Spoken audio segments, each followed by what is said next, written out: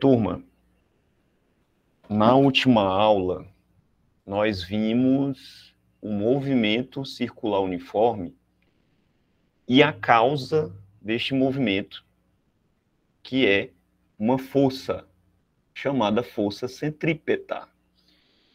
Então, assim, nós estávamos só fazendo uma descrição dos movimentos sem considerar as causas. Isso é a parte da física chamada cinemática que estuda isso. Depois a gente começou a estudar a dinâmica. A dinâmica é a parte da física que se preocupa com as causas do movimento. Essas causas são forças.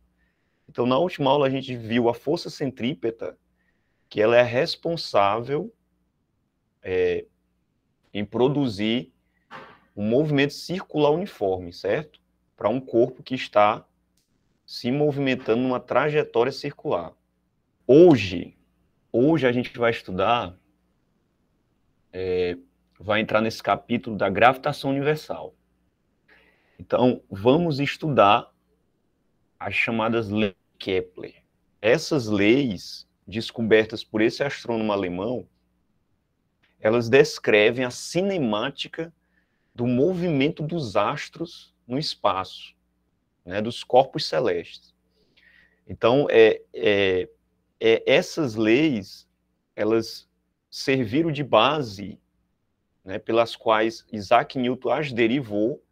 Então, serviu de base para a descoberta das leis da gravitação universal, certo? Então, essa primeira imagem que vocês estão vendo aí é uma forma de desenhar uma elipse. Então, a elipse é essa figura geométrica que parece um círculo achatado, ou uma circunferência achatada, certo? Então, isso aí é elipse. Mais tarde, vocês vão ser solicitados a projetar uma elipse como essa aí. Certo? Vai ser uma das nossas tarefas, depois desta aula aqui, desenhar uma elipse tal como vocês estão vendo aí na imagem, certo? Então, essa figura geométrica é importante porque ela é a base das leis de Kepler, né? Foi a partir da primeira lei que Kepler conseguiu descrever o movimento dos astros no espaço. E quando eu digo movimento dos astros, por exemplo, dos planetas em torno do Sol, de um satélite em torno da Terra, certo? O próprio Johann Kepler, né, esse astrônomo alemão, ele teve uma dificuldade em aceitar que as órbitas dos planetas, elas eram uma elipse, e não uma circunferência, como durante muitos anos, né, muitos séculos se pensou. Então, ele teve essa dificuldade porque se acreditava que a circunferência era a figura geométrica perfeita, né, e que os céus eram perfeitos. Então, vamos lá, vamos iniciar aqui por uma introdução, né, para a gente ter uma noção aqui dessa primeira parte. Então, primeira coisa, gente, a astronomia. A astronomia é a mais antiga das ciências. Não sei se vocês sabem disso, porque quando você vai estudar os povos antigos, você vê que eles estavam sempre com um olhar voltado para o céu, certo? Em épocas de colheitas, em épocas de plantio, nos seus rituais. Então, a astronomia é a mais antiga das ciências. A quantidade e a precisão dos dados astronômicos obtidos desde épocas remotas são realmente surpreendentes. Isso se deve à influência que os fenômenos celestes exerciam sobre a vida dos povos antigos. Então, com esse olhar sempre voltado para o espaço, né, existia toda uma mística, se acreditava que os deuses que regiam, né, as leis universais. Então, tinha toda essa questão, né? A necessidade de estabelecer as épocas ideais de plantio e colheita e sua relação com as posições do Sol, da Lua e das estrelas levaram os astrônomos da antiguidade a número de dados sobre os movimentos dos astros. Então, um trabalho paciente de observação de dias, de meses, de anos, né, em que várias tabelas astronômicas foram sendo construídas, certo? Então, essa primeira parte, gente, aliás, todo esse texto nosso aqui, a gente extraiu lá do livro adotado na escola, o livro de física, certo? Então, acho que você já tem ele em PDF, ou já receberam o livro físico, né? Então, baseando-se na análise desses dados, os astrônomos elaboraram modelos, como dessa figura aqui, ó. Aqui é um modelo de representação para auxiliar a interpretação dos movimentos, do movimento dos objetos celestes. Então, sempre que se fala em modelo, gente, modelo é uma aproximação da realidade, ou seja, uma forma de expressar algum fenômeno através de uma representação aproximativa da realidade. Então, o modelo é isso. Então, por exemplo, quando a gente faz essa figurinha, né, de um planeta em torno do Sol, aqui a gente está fazendo uma representação, um modelo. Né? Ninguém vai ver essa linha pontilhada aqui no espaço. Quando você olha para o céu, numa noite estrelada, você vê os pontos luminosos, que são estrelas, né? Muitas são estrelas, alguns são planetas. Você não vê esses pontilhados que correspondem ao movimento, né? Então, isso aí é uma representação. Aí você poderia perguntar, e sim, professor, mas como é que esses astrônomos conseguiram deduzir essas linhas aí, com esta observação detalhada, com essa observação cuidadosa, né? De anos, né? De muito tempo, pacientemente, olhando o espaço. Então, por exemplo, quando Johann Kepler fez a descoberta das órbitas planetárias, ele se deteve no movimento de um planeta primeiro, que foi Marte. Então, ele pacientemente observou as posições de Marte em vários dias, em várias semanas e meses, e aí foi coletando os tempos de movimento, e aí, com todos esses dados, né, inclusive os dados que ele coletou do seu mestre, que foi quem havia, vamos dizer assim, guardado muitas informações, ele se utilizou dos dados dele, de 20 anos de observações. Foi que ele conseguiu deduzir, né, descobrir que a órbita do planeta era uma elipse e não uma circunferência. E ele teve uma dificuldade de aceitar isso, porque até então se acreditava que a órbita, né, dos planetas, elas tinham uma forma de uma circunferência. Por quê? Porque isso vem lá dos gregos, né? Os gregos, na antiguidade, é que tinha a figura, os pitagóricos, né, junto com os aristotélicos, tinham a circunferência como uma figura geométrica perfeita.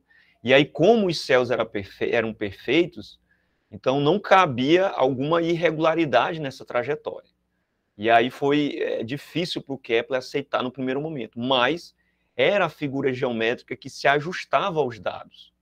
Então, quando casava, né, os dados numéricos com a geometria, era a elipse que fechava.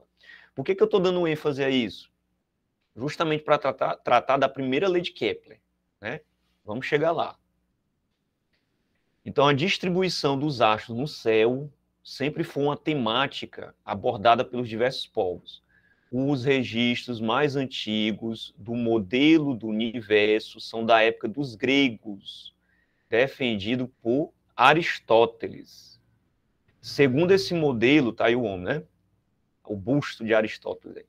Segundo esse modelo, o modelo aristotélico, a Terra era o centro do universo e o Sol, as estrelas e os demais planetas giravam em torno dela. Então, um sistema que foi conhecido como geocêntrico e que dominou o pensamento filosófico na Europa até o século XVI. Ou seja, até os idos aí de 1500, né? Até o século XVI.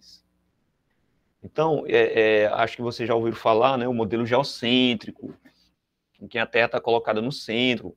Né? Então, na história a gente estuda isso. Nesse século XVI, Copérnico apresentou o seu modelo, conhecido como modelo heliostático. Por que esse nome? Porque o Sol estava parado no centro do sistema e os planetas, incluindo a Terra, giravam em torno dele, em órbitas circulares. Então, daí você já tem dois sistemas ou visões de mundo universais, né? Primeiro, um geocêntrico, em que a Terra está colocada no centro, e depois, no século XVI, com Nicolau Copérnico, né, veio o modelo heliostático. Então, o modelo que ele defendeu, em que o Sol que estava parado no centro do sistema e os planetas girando em torno dele em órbitas circulares. Então, as hipóteses de Copérnico e os dados colhidos por Tycho Brahe, né, um astrônomo dinamarquês, mestre de Kepler, constituíram a base do trabalho de Johann Kepler. Então, gente, a gente tem aqui, ó, esses nomes que são vamos dizer assim, as grandes personagens nessa história, né? Aristóteles, Nicolau Copérnico, Tycho Brahe e Johann Kepler, certo? Então, as leis de Kepler, né, elas fazem homenagem a Kepler, porque foi quem sintetizou esse conhecimento, a partir do trabalho do seu mestre, Tycho Brahe, certo? E um detalhe importante, isso numa época, gente, a época em que ele fez essas descobertas, em que não havia os telescópios imensos que a gente tem hoje. Então, as observações eram feitas com instrumentos primitivos, o astrolábio, o sextante, e só que feito, né, de uma maneira que permitia, vamos dizer assim, uma observação detalhada. Porque Tycho Brahe, na época, ele tinha um grande observatório numa ilha, e convidou Johann Kepler para trabalhar com ele, e após sua morte ele passou todas as suas descobertas para ele, o seu discípulo, para que ele desse continuidade, né, ao trabalho dele. Vamos aqui para a primeira lei de Kepler. Gente, são 3 leis. Vamos tratar aqui da primeira.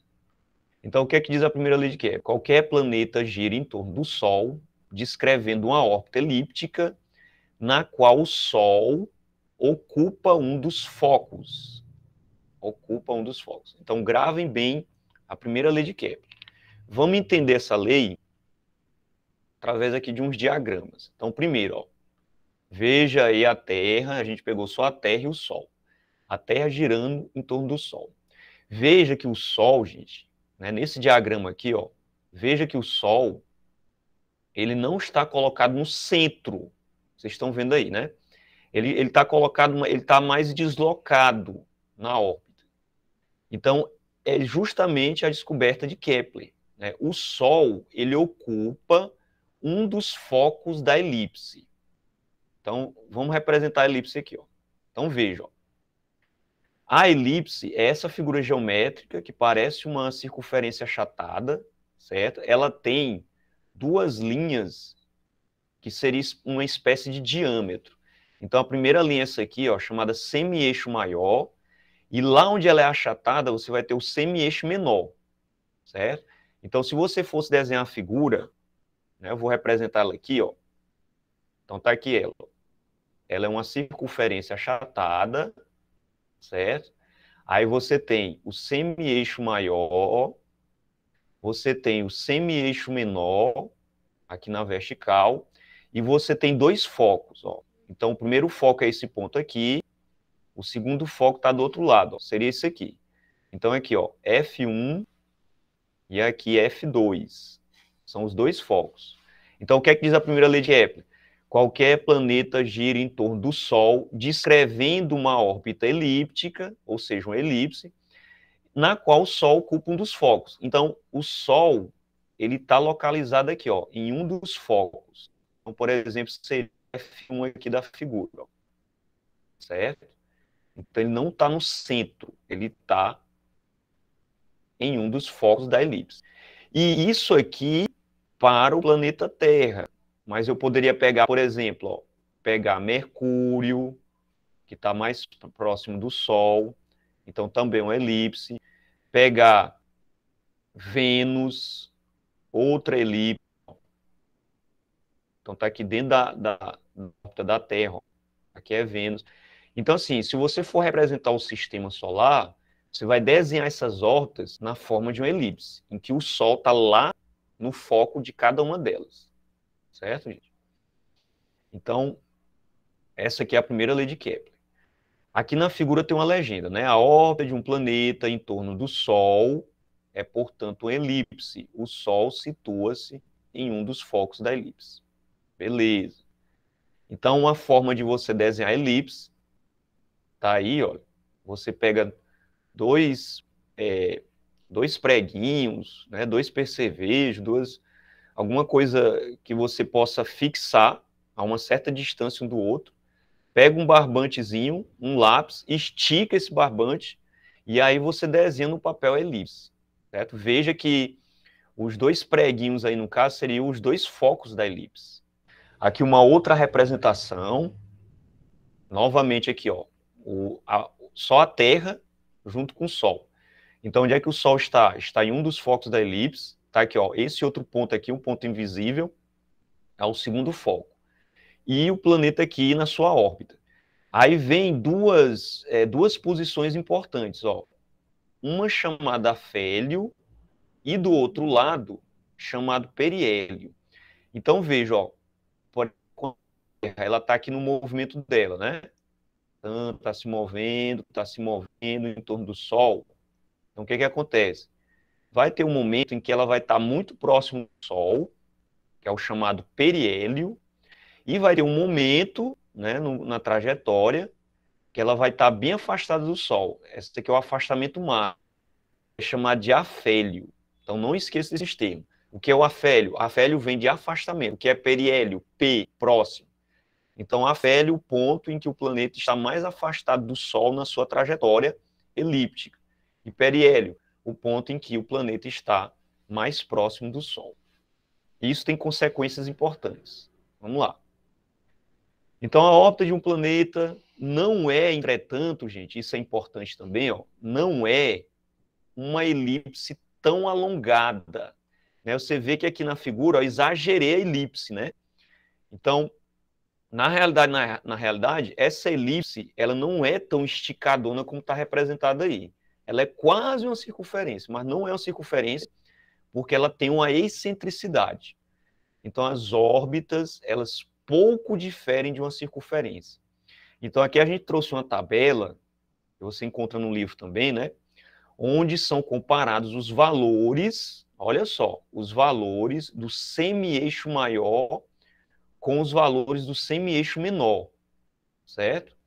Então, Johann Kepler descobriu que as órbitas são elipses graças às observações astronômicas realizadas por Tycho Brahe, o seu mestre, né? Então, olha só essa tabela. A gente tem quantas colunas nela? 1, 2, 3, 4, 5 colunas. Na primeira aqui, a gente tem o planeta. Na segunda, a gente tem o período de revolução, ou seja, o tempo que o planeta leva para dar uma volta completa em torno do Sol, certo? Esse tempo, ele está medido como? Ele está medido em anos da Terra. Ou seja, por exemplo, pegando o planeta Terra, ó, veja que é a unidade, certo? Então, a Terra, quanto tempo ela leva para dar uma volta completa em torno do Sol? Ou seja, qual é o seu período de revolução? 1 ano. Então, todos os outros planetas, ó, eles vão ter uma quantidade desse tempo terrestre. Então, veja, por exemplo, Netuno. Quantos anos Netuno leva para dar uma volta completa em torno do Sol? Está aqui, ó. Um pouco mais de 164 anos. Certo, gente? Por quê? Porque Netuno está muito mais afastado do que a Terra, né? Então, enquanto a Terra leva 1 ano, Netuno leva 164 anos, certo? Então, aqui você tem as medidas do semi-eixo maior, ou raio da órbita, é outro nome para o semi-eixo maior, né? Para cada planeta, ó, certo? Veja que esse raio, ele está sendo medido em quê? Ó? Em unidades astronômicas.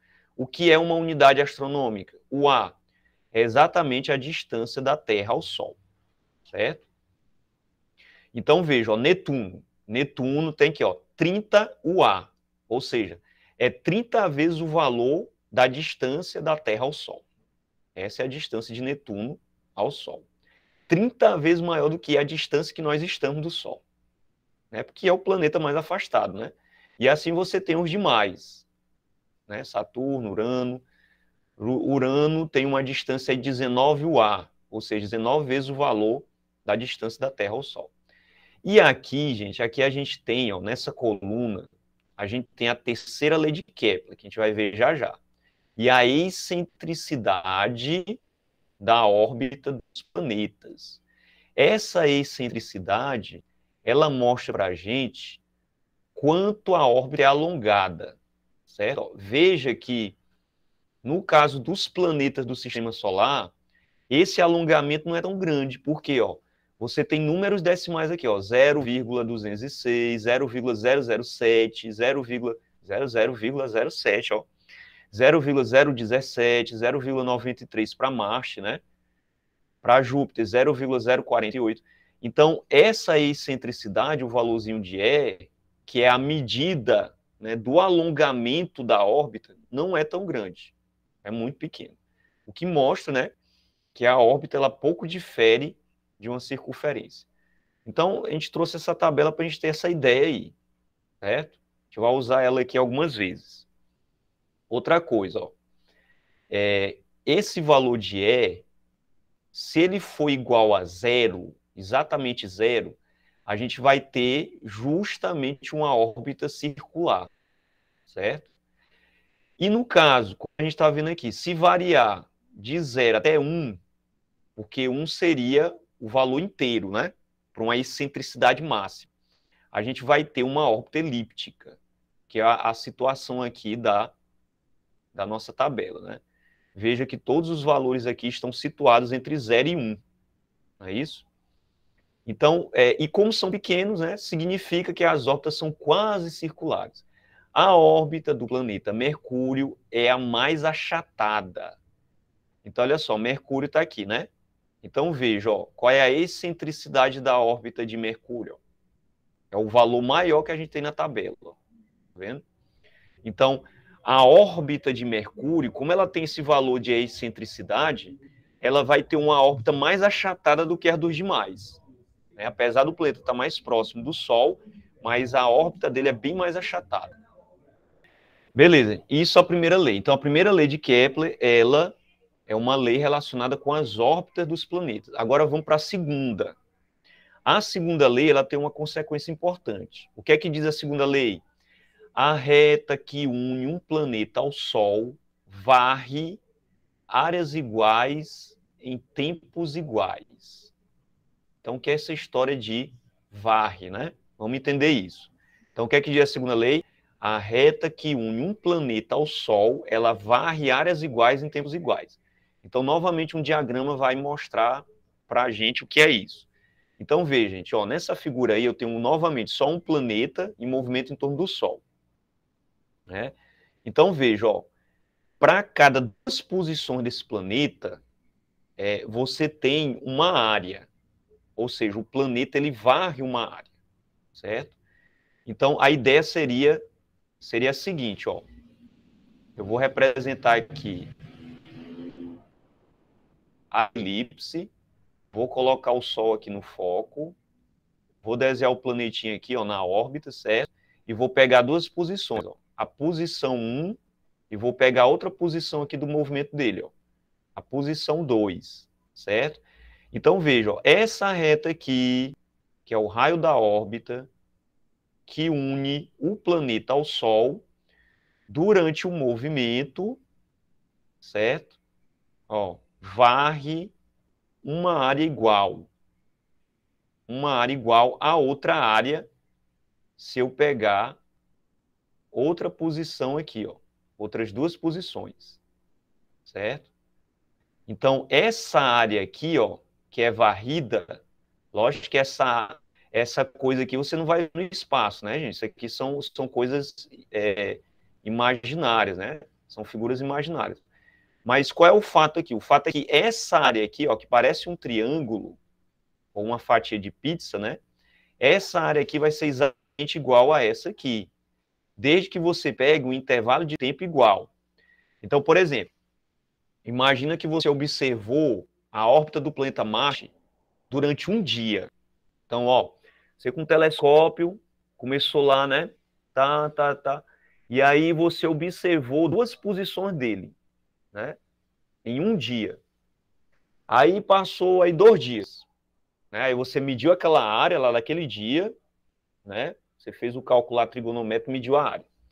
Aí passou 2 dias. Aí no terceiro dia daquela observação, você fez outra observação.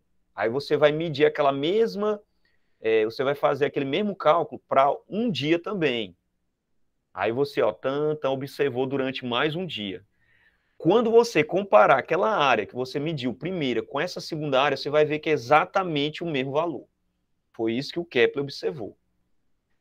Então, é o que diz a segunda lei. A reta que une um planeta ao Sol varre áreas iguais em tempos iguais.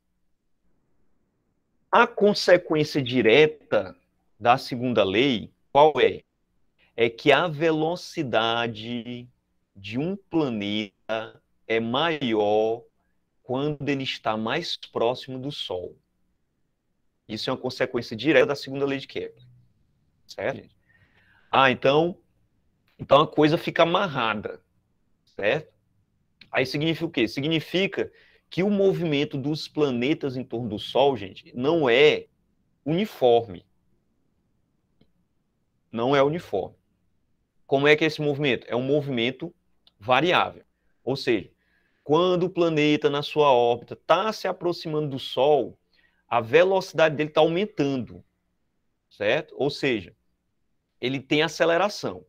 Então, quando ele está bem aqui no periélio, que é o ponto mais próximo do Sol, a velocidade do planeta é máxima, certo? A velocidade do planeta é máxima. E aí o que é que acontece? Aí ele continua o movimento, aí ele vai se afastando do Sol na órbita, né? Vai se afastando, a velocidade vai diminuindo. Então, quando ele chega aqui, ó, no ponto de maior afastamento, a velocidade dele é a mínima possível. Então, o movimento do planeta é assim, ó. Vai se aproximando do Sol, vai acelerando. Vai se afastando do Sol, vai desacelerando. Ou seja, a velocidade vai diminuindo. Então, vai se aproximando, a velocidade aumenta. Vai se afastando, a velocidade diminui. Então, é eternamente esse movimento. Então, essa é uma consequência direta da segunda lei de Kepler. Certo? Então, aqui eu estou explicando mais ou menos isso, né? Ó, é uma figura que mostra isso.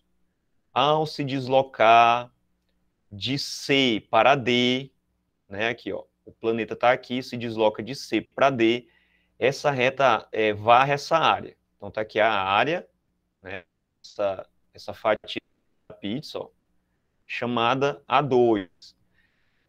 E aí, quando se desloca de A até B, né, continua o movimento aqui, ó, a gente tem uma outra área.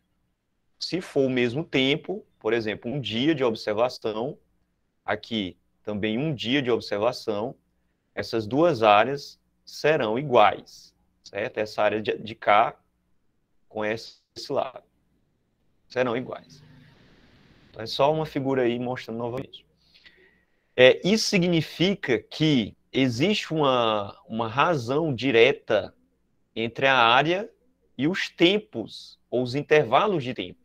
Ou seja, área 1 sobre tempo 1 é igual a área 2 sobre o tempo 2, e isso vale para qualquer área que eu pegar aqui. Ó. Por exemplo, se eu tivesse uma outra área aqui, ó, A3, se eu pegasse uma outra área aqui no mesmo tempo, A4, se eu pegasse uma outra fatiazinha, uma outra área aqui, ó, A5.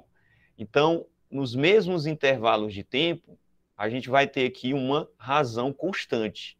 Se eu pegar a área e dividir pelo intervalo de tempo, essas razões serão constantes. Então, é uma forma matemática de você escrever a segunda lei de Kepler. Vamos para a terceira, que é a última. Continuando o estudo das observações realizadas por Tycho Brahe, Kepler procurou estabelecer relações entre os períodos de revolução dos planetas, ou seja, o tempo que o planeta leva para dar uma volta completa em torno do Sol, e os raios de suas órbitas. No caso aqui é o raio médio, né? Que é uma média entre o semi-eixo maior e o semi-eixo menor. Para simplificar o estudo, as órbitas dos planetas serão consideradas circulares. Então, gente, para a terceira lei, a gente faz essa aproximação, né? É a aproximação da aproximação. Então, a gente pega a elipse e transforma ela numa circunferência para ficar mais fácil o estudo, certo? Então, após 10 anos de tentativas, Johann Kepler descobriu uma relação que foi resumida na sua terceira lei. Então, isso vale para os planetas em torno do Sol, isso vale nessas as 3 leis de Kepler. Isso vale para o satélite que gira em torno da Terra, isso vale para a Lua girando em torno da Terra. Quer dizer, sempre que você tiver um corpo celeste girando em torno de um corpo central, as 3 leis de Kepler funcionam, certo? São elas que descrevem a cinemática dos planetas no céu. Então, novamente aqui a tabela, certo? Ó, aqui na tabela, a gente tem a terceira lei de Kepler. Ela está bem aqui, ó. Ela está bem aqui. Vamos só definir aqui logo a terceira lei para a gente compreender isso, certo? Que foi o que Kepler fez, né? Então, vamos analisar essa tabela, que aí fica mais fácil. Deixa eu voltar bem aqui, ó. A gente fazendo a análise dela, a gente vai entender melhor como é que é essa história da terceira lei de Kepler. Então, veja, ó, na segunda coluna, a gente tem os períodos de revolução, né, dos planetas, tá aqui, ó, em torno do Sol, né? Veja que eles são diferentes, né, lógico, um dos outros. O mesmo acontece com os raios das órbitas, ou seja, as distâncias dos planetas ao Sol, né? Então, esse aqui é o produto da observação, né? Kepler fez. Então, que é a terceira coluna. Então, veja, ó, quando semi-eixo maior, veja que o raio que você está utilizando, né, que seria o raio da órbita, é justamente esse aqui, ó, essa distância aqui, que é o semi-eixo maior. Então, para cada planeta. Beleza. Então, na quarta coluna, aí veja como é interessante isso. Se você pegar o tempo ou o período, elevar ao quadrado e dividir pelo cubo do raio, você vai obter uma razão que tem o mesmo valor para qualquer planeta, certo? Ou seja, no caso aqui do sistema solar, se você olhar aqui, ó, essas divisões, elas vão estar aproximadamente igual a 1. Tá vendo? Ó? Tem umas variaçõezinhas, certo? Mas você vê que está próximo de 1. Ó. 1, 0,01, 1, 0,900 é 1. Então, se você pega o tempo que o planeta leva para dar uma volta em torno do Sol, eleva esse tempo ao quadrado e divide pelo cubo, ou seja, pelo raio da órbita elevado a 3, você vai encontrar um valor constante. No caso do sistema solar, esse valor é 1. Certo, gente? Então, essas pequenas diferenças no valor dessa constante, né, elas são justificadas por erros experimentais. Então, esse resultado é o que corresponde à terceira lei de Kepler. Então, matematicamente, você vai escrever a terceira lei de Kepler assim, ó. T elevado a 2, dividindo R elevado a 3, isso é igual a constante. Né? O valor constante, que no caso dos planetas do sistema solar, é aproximadamente 1, igual a 1. Certo, gente? Então, veja que a terceira lei de Kepler, ela já te dá uma forma matemática, né, de expressar essa relação, né, entre os períodos de revolução e as distâncias do planeta até o astro central. Aí a tabelinha de novo. Então, resumindo a terceira lei de Kepler, os quadrados dos períodos de revolução dos planetas são proporcionais aos cubos, ou seja, elevado a 3, né? Cubo, aos cubos dos raios de suas órbitas. Então, não esqueçam do enunciado da terceira lei de Kepler. Exatamente esse aí. Com o trabalho de Kepler, as leis básicas do movimento dos planetas haviam sido apresentadas e a mecânica dos céus estavam lançada. Entretanto, o que Kepler fez foi descrever esse movimento dando alguns indícios de suas causas. Mais tarde, Isaac Newton ele fez uma síntese e compôs a lei de gravitação universal. Então, ele descobriu, conseguiu descrever matematicamente quais eram as forças que moviam os planetas no espaço. É uma força de natureza gravitacional. É a força da gravidade. Então, o Kepler descreveu e o Isaac Newton arrematou a coisa toda através da dinâmica, né, definindo a causa dos movimentos. Certo, gente? Então, aqui eu trouxe uma questãozinha só para a gente aplicar a terceira lei de Kepler. Então, vamos lá. Imagine que uma pessoa lhe dissesse que foi descoberto um pequeno planeta que tem 8 anos de movimento, né, de translação. Ou seja, um planeta que leva 8 anos para descrever uma volta completa em torno do Sol. E cuja distância ao Sol é de 4 unidades astronômicas. Ou seja, a distância desse planeta é 4 vezes a distância da Terra ao Sol. Se isso fosse verdade, esses dados confirmariam a terceira lei de Kepler. Então veja que é um suposto planeta pertencente ao nosso sistema. Então, se esses dados estão corretos, esses dados confirmam a terceira lei de Kepler. Então, o que você vai fazer? Vai aplicar a terceira lei de Kepler. Então, vamos fazer esse cálculo. Está aqui a lei de Kepler, né? T ao quadrado sobre R elevado a 3 tem que ser, no caso do sistema solar, o K tem que ser igual a quanto? A 1. Então, essa divisão aí tem que dar 1, né? Então, vamos lá. Então, escreve ele aqui, ó, substitui o valor, né, 8 elevado a 2, que é o tempo, dividindo 4 elevado a 3. 8 elevado a 2 dá quanto? 64. 4 elevado a 3, que é 4 vezes 4 vezes 4, também dá 64. Quando você divide, dá 1. Então, esses dados, eles confirmam a terceira lei de Kepler. Certo, gente? Então, aí é uma forma matemática de você aí usar a terceira lei de Kepler. Letra B. Então, aí, né? O K é igual a 1. Letra B. Seria possível existir um planeta a uma distância 10 unidades astronômicas do Sol com um período de 10 anos? Ó, aí o que você vai fazer? Vai fazer o mesmo procedimento. T elevado a 2 dividindo R elevado a 3. Substitui o T, que é 10, substitui o R, que é 10. 10 elevado a 2, que está no numerador, dá quanto? Ó? Dá 100. E 10 elevado a 3 dá 1000. Quando você divide 100 por 1000, qual é o valor que você encontra? Ó, 0,1. Ora, 0,1 é muito menor do que 1. Então, veja, para esses dados aí, esse planeta não existiria. Não dessa maneira aí. Né? Por quê? Porque para o nosso planeta, né, essa é a constante que amarra o planeta na órbita, né, para que ele fique em movimento em torno do Sol, o valor de K dessa constante tem que ser igual a 1. E aí deu um valor muito abaixo de 1. Então, não é possível um planeta, vamos dizer assim, se mover em torno do Sol com esse período aí, com essa distância.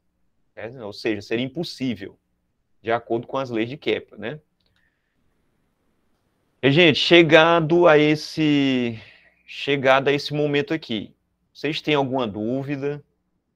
Ficou claro para vocês o que é que a gente está fazendo aqui? Vocês compreenderam essas leis? São quantas leis? 3. Primeira lei, lei das órbitas, certo? Segunda lei de Kepler, lei das áreas. Por quê? Porque você vai considerar uma área no espaço, uma área desenhada, uma área imaginária. E a terceira lei, que é a lei de quê? A lei dos períodos.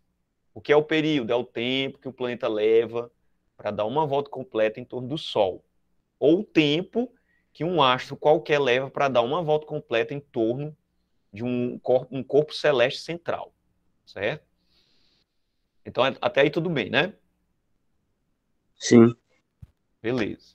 Eu vou pegar aqui, olha, para exemplificar, aí eu vou trazer aqui umas observações interessantes aqui para vocês. Observações e curiosidades.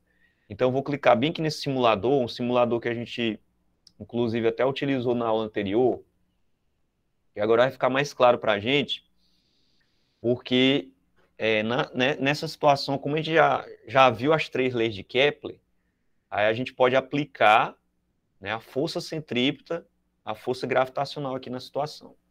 Então, vamos lá, vou pegar aqui o modelo, né, que é o mais interessante de se ver. Tá todo mundo vendo aí, né, na tela. Certo? Então, deixa eu pegar aqui, olha, o sistema Sol, Terra e Lua, certo, gente? Estou pegando aqui os 3 astros. Vou desenhar por enquanto não, vou colocar em movimento.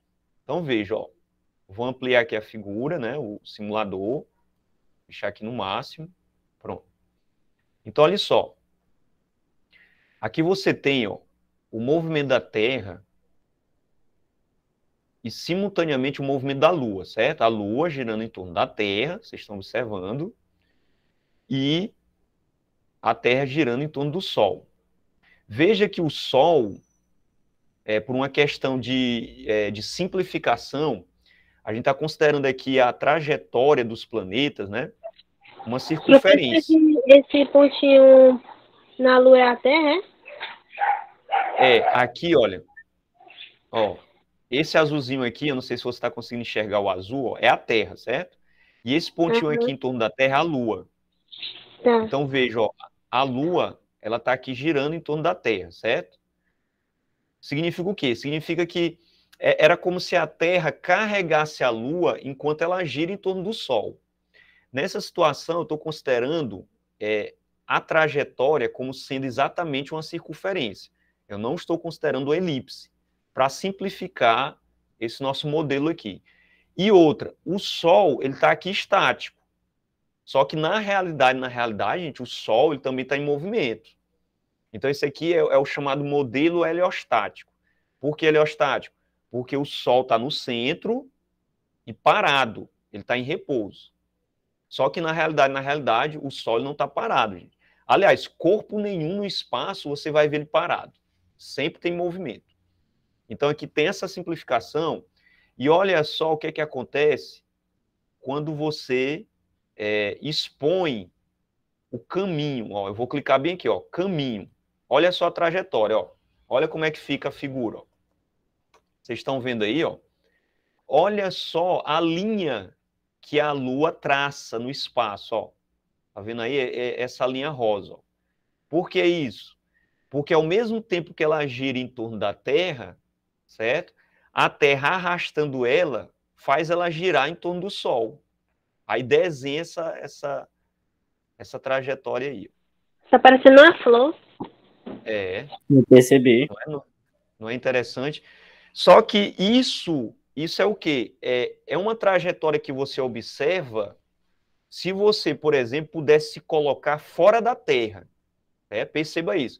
Imagine que você está observando o movimento da Lua lá de Marte, né, como exemplo. Ou seja, você está pegando um referencial fora da Terra. Então, se você observar a trajetória da Lua, né, ou se você pudesse, vamos dizer assim, desenhar essa trajetória, você ia ver a trajetória dela exatamente assim. Certo, gente?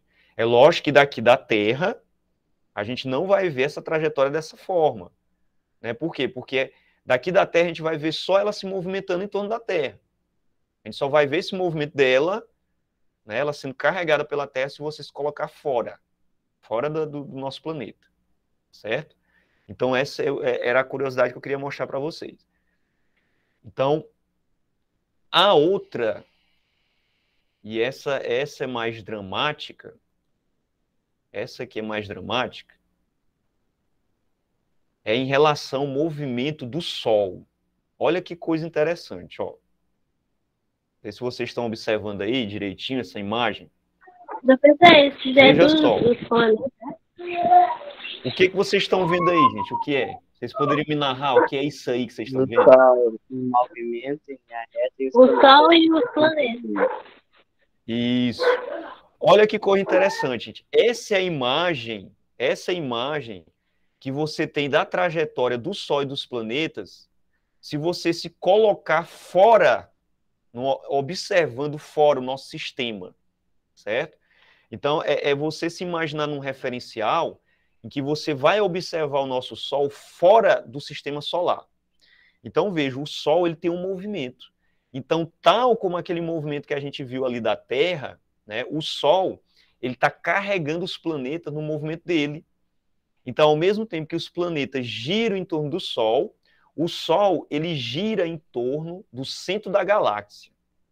Então, a trajetória que os planetas fazem é essa trajetória como se fosse uma mola, né? É uma trajetória chamada helicoidal.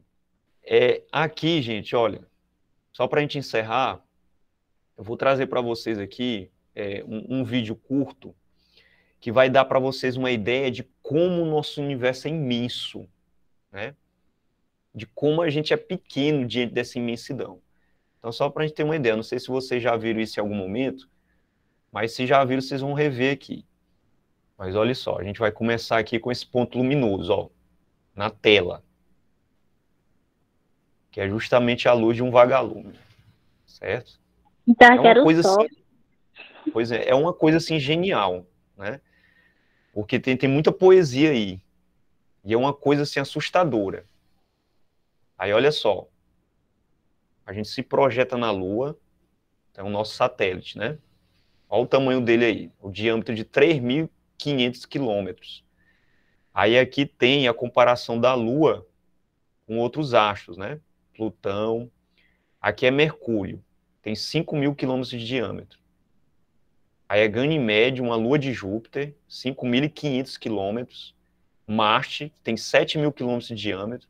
E aí a coisa vai ficando mais imensa, ó. Marte em relação a Vênus, tá vendo? Vênus em relação à Terra. A Terra tem um diâmetro de 3.000 quilômetros, que é onde a gente está, né? Aí é chamado Kepler 10.6, é um planeta rochoso, semelhante à Terra. Aí a comparação dele com Netuno, Netuno tem um diâmetro de 50.000 quilômetros. Urano, bem, daí a Terra já ficou pequena, né?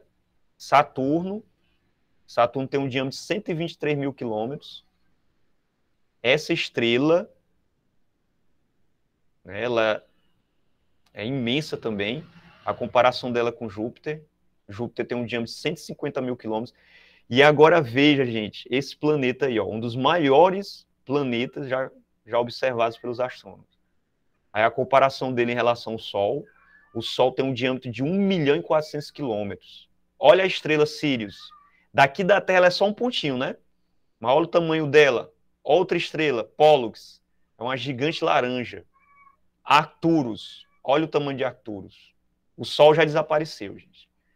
Aldebaran, 64 milhões de quilômetros de diâmetro. Rigel, que é outra estrela, é uma supergigante azul. Olha o tamanho dessa estrela para essa Pistol Star, né? Uma hipergigante. A estrela Antares tem 1 bilhão de quilômetros. Betelgeuse, aqui da Terra também ela é só um pontinho. Cane Majores, olha o tamanho dessa estrela. Tem um diâmetro de 2 bilhões de quilômetros. E aí você vai ter outros exemplos de estrelas, né? Que os astrônomos já catalogaram. Agora a comparação da maior estrela já observada em relação a um dia-luz. Ou seja, a gente vai imaginar o seguinte, a gente se movendo numa nave, né, viajando à velocidade da luz, certo?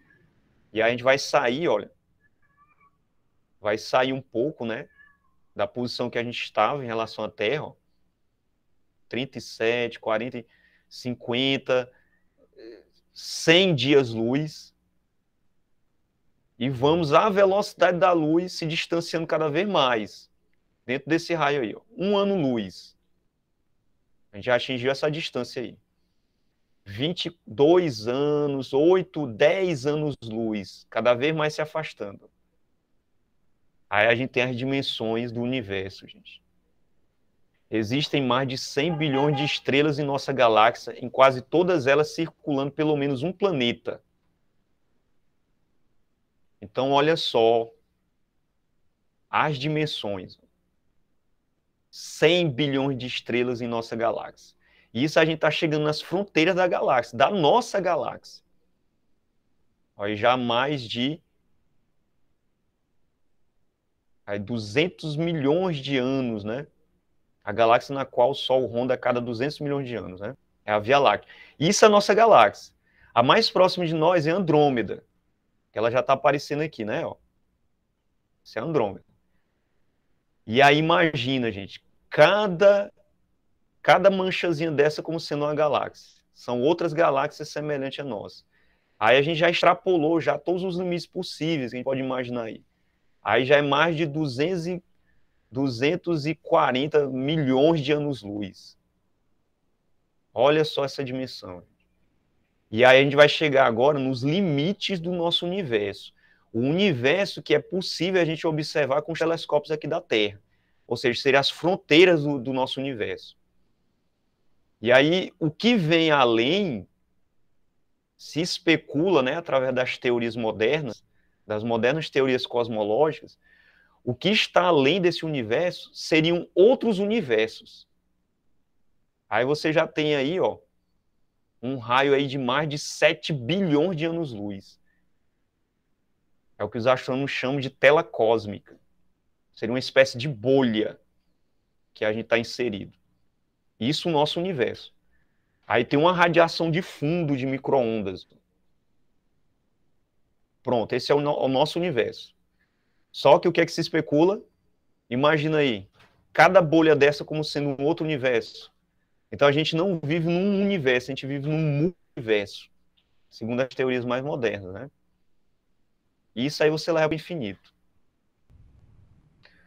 Pois, turma, é o seguinte, vou parar aqui a apresentação